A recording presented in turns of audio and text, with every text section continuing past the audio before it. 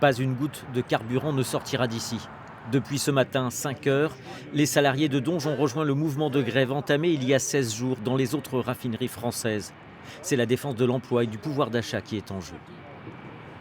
La revendication aujourd'hui, c'est le maintien de l'inflation, pour faire simple sur les salaires, parce que si chez Total, on ne maintient pas l'inflation, je ne vois pas bien quelle entreprise aujourd'hui en France va pouvoir avoir des garanties sur le sujet, enfin, quel travailleur pourra avoir des garanties sur le sujet dans les entreprises, l'emploi, puisque nous demandons l'embauche des travailleurs précaires sur nos sites, et un plan d'investissement qui est revendiqué depuis plus de 15 ans par la CGT dans le cadre de la transition énergétique et de l'avenir de nos usines.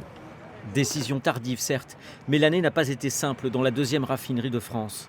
Plan de suppression d'emplois de 52 postes, plusieurs semaines de grève au printemps dernier et l'arrêt de l'usine pour motif économique pendant 18 mois.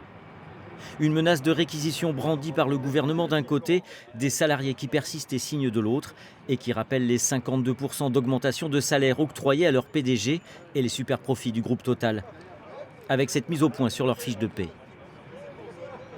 Moi, ça fait 20 ans que je suis ici et je ne touche absolument pas 5 000 euros. Si demain j'ai une maladie grave, je quitte les 3-8 pour partir en poste journalier, ma prime de car est perdue.